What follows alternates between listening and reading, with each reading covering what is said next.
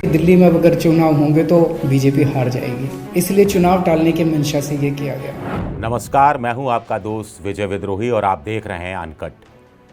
तो 5 राज्यों के विधानसभा चुनाव के नतीजे आ चुके हैं। 2 ही नाम आपके सामने आ रहे हैं, यानी 2 बड़े नेता इसमें उभर कर सामने आए हैं। उत्तराखंड, उत्तर प्रदेश, मणिपुर, गोवा में बीजेपी जीती है और सारा श्रेय प्रधानमंत्री नरेंद्र मोदी को दिया जा रहा है। पंजाब में आम आदमी पार्टी जीती है, श्रेय जा रहा है अरविंद केजरीवाल को। और नरेंद्र मोदी और अरविंद केजरीवाल एक बार फिर आमने सामने हैं।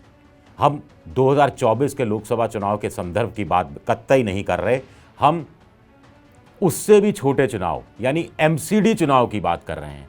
आप कहेंगे कि भाई दिल्ली में 3 एमसीडी हैं, 272 वार्ड हैं, ऐसे में कौन उस पर काबिज हो ना हो, कमाई नहीं होती, सफाई कर्मचारियों की तनख्वाहें नहीं मिलती, बहुत ज़्यादा अधिकार इन एमसीडी के पास नहीं है, फिर आखिर क्यों एमसीडी को लेकर अरविंद केजरीवाल प्रधानमंत्री नरेंद्र मोदी यानी केंद्र सरकार को अपने निशाने पर ले रहे हैं, उनकी आलोचना कर रहे हैं? तो इसकी तात्कालिक वजह यह है कि इसके चुनाव होने वाले थे। चुनाव के लिए प्रेस कॉन्फ्रेंस का समय 4 बजे का निर्धारित हो गया था। ये आरोप अरविंद केजरीवाल लगा रहे हैं और अचानक जो निर्वाचन विभाग होता है, देखिए आपको मैं समझा दूं थोड़ा सा, जो विधानसभा के चुनाव होते हैं, जो लोकसभा के चुनाव होते हैं, उसको केंद्रीय चुनाव आयोग, इलेक्शन कमीशन करवाता है।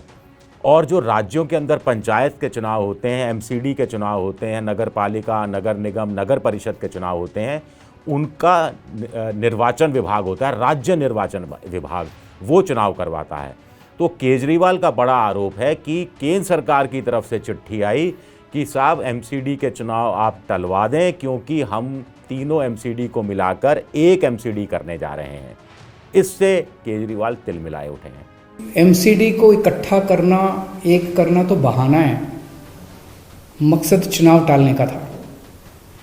क्योंकि बीजेपी को लग रहा था कि दिल्ली में अगर चुनाव होंगे तो आम आदमी पार्टी की ज़बरदस्त लहर है, बीजेपी उस लहर में बह जाएगी और बीजेपी हार जाएगी, इसलिए चुनाव टालने के मंशा से ये किया गया।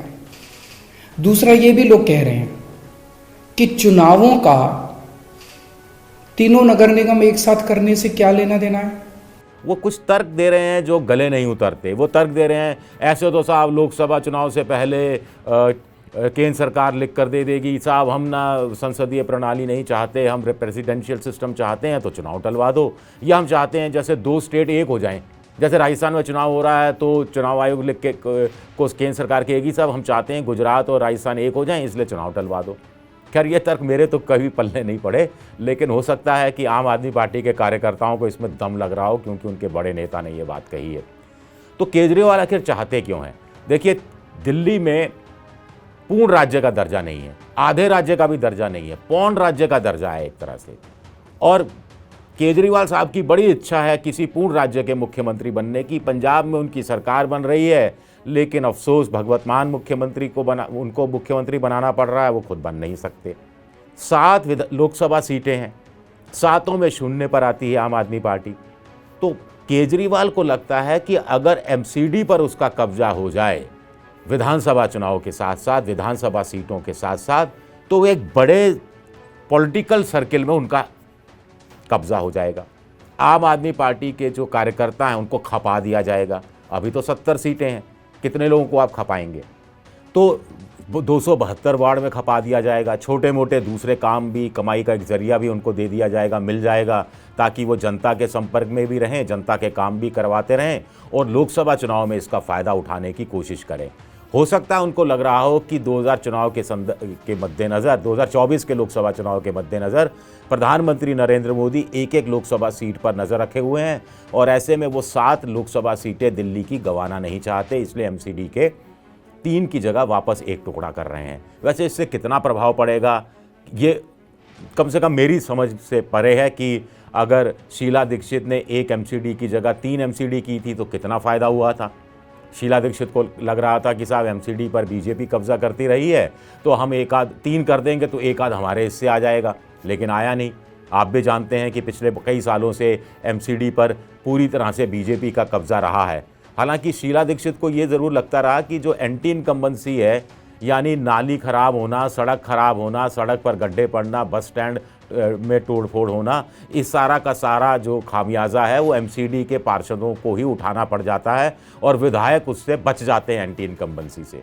वो कहानी अलग है। तो क्या केजरीवाल ये चाह रहे हैं और उनको लग रहा है कि बीजेपी एमसीडी पर कब्जा नहीं होने देना चाह रही क्योंकि बीजेपी को हार का डर है, बीजेपी को लग रहा है कि चुनाव टलवा दिए जाएं, अभी कुछ महीने की मोहलत मिल जाए तो उसके बाद शायद वो बेहतर स्थिति में आ जाए।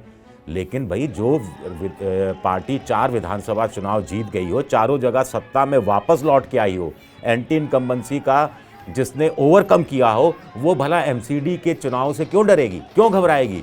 उल्टा उनको तो दुगने जोश में जाना चाहिए कि साहब हमने उत्तर प्रदेश जीता है, हमने उत्तराखंड जीता है, हमने मणिपुर जीता है, हमने गोवा जीता है, तो इसके सामने दिल्ली की एमसीडी की बिसात क्या है, इसको भी हम जीत के दिखाएंगे। जायज़ है ना ये तर्क? आपके समझ में आ रहा है ना ये तर्क? तो फिर केजरीवाल इस तरह का तर्क क्यों कर रहे हैं? या वो सीधा सीधा पंगा लेना चाहते हैं प्रधानमंत्री नरेंद्र मोदी से और उनको एक स्पार्क चाहिए, लड़ने का कोई बहाना चाहिए? क्या उनको लग रहा है कि अब पंजाब के अंदर तमाम पार्टियों के ना चाहने पर भी उनकी सरकार बन गई और पंजाब में कर्ज बहुत है, पंजाब पर जो उन्होंने चुनावी घोषणाएं की हैं उनको वो पूरा करेंगे केजरीवाल, तो उनको करीब करीब मोटा मोटा अनुमान है 30-35 हज़ार करोड़ की सब्सिडी देनी पड़ेगी और ये काम बिना केंद्र सरकार की मदद के कर नहीं सकते। केंद्र सरकार मदद नहीं करेगी तो अरविंद केजरीवाल को ऐसा तो नहीं लग रहा कि अभी से पंगे लेने शुरू कर दें तो केंद्र सरकार पर दबाव पड़े। या फिर गुजरात में केंद्र सरकार, मोदी का जो गुजरात है, अमित शाह का जो गुजरात है, वहाँ पर केजरीवाल भी अपने पांव पसारना चाहते हैं, कांग्रेस को तीसरे नंबर पर धकेलना चाहते हैं, बीजेपी को टक्कर देना चाह रहे हैं। तो ऐसे में उनको लग रहा है एक माहौल बनाने की कोशिश क्यों ना दिल्ली से अपने गढ़ से एमसीडी चुनाव के बहाने की जाए। तो ये भी कुछ बड़े सवाल हैं जो उठते हैं। लेकिन अभी तक ये समझ से परे है कि आखिर केंद्र सरकार ने इस वक्त पे एमसीडी के चुनाव टलवाने का फैसला क्यों किया। ये बात केजरीवाल के तर्क में दम है कि इतने सालों से 7 साल 8 साल से मोदी सरकार केंद्र में है, 8 साल हो गए, 8 साल में उन्होंने पहले कभी ये फैसला नहीं किया कि एमसीडी के 3 की जगह 1 किया जाए, तो अब अचानक वो क्यों कर रहे हैं, ये मेरे भी बिल्कुल समझ में नहीं आ रहा। कोई केंद्र सरकार ने कमेटी बना रखी होती, कोई आयोग बना रखा होता, उसकी रिपोर्ट आई होती, उसके रिपोर्ट में सिफारिश की गई होती और उसी दिन सिफारिश आई होती जिस दिन निर्वाचन विभाग चुनाव की घोषणा करने वाला था, तो भी तर्क समझ में आता है। तो ये बात तो अपनी जगह सही है केजरीवाल की।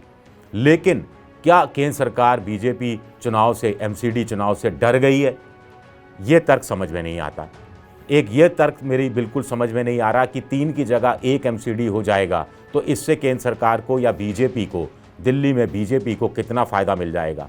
उनको हो सकता है लग रहा हो कि 372 वार्ड और एक ही एमसीडी होगी तो आपस में जो झगड़े होते हैं, जैसे ईस्ट वाली एमसीडी है उसमें राजस्व के स्रोत कम है, जिसमें लुटियन जोन वाला जो इलाका आता है, लुटियन जोन से जब बाहर का, लुटियन जोन आप जानते हैं एनडीएमसी में आता है। दिल्ली भी बड़ा विचित्र है, चूँकि राजधानी है, कुछ इलाका एनडीएमसी में आता है, कुछ इलाका एमसीडी में आता है, कुछ इलाका दिल्ली सरकार में आता है, कुछ सड़कें एमसीडी में आती हैं, कुछ सड़कें पीडब्ल्यूडी बनाती है, कुछ सड़कें सेंट्रल पीडब्ल्यूडी बनाती है, कुछ जगह टैक्स एनडीएमसी लेती है, कुछ जगह एमसीडी लेती है, कुछ जगह दिल्ली की जो विधानसभा है या दिल्ली की सरकार लेती है। तो बड़ा कन्फ्यूज़न फैला हुआ है, स्थानीय देसी भाषा में कहें कि बड़ा रायता फैला हुआ है। तो क्या अरविंद केजरीवाल ये रायता समेटना चाह रहे हैं और उनको लग रहा है कि 3 की जगह 1 करके केंद्र सरकार इस रायते को और ज़्यादा विस्तार देना चाह रही है?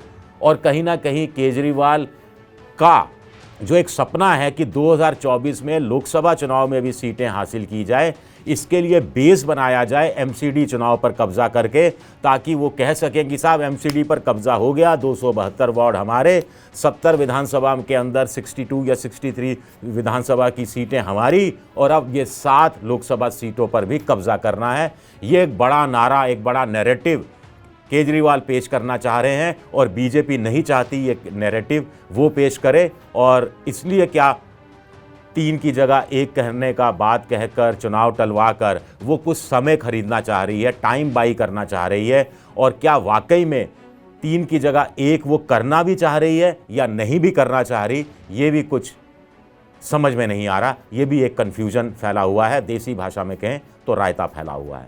शुक्रिया आप सबका, बहुत बहुत शुक्रिया।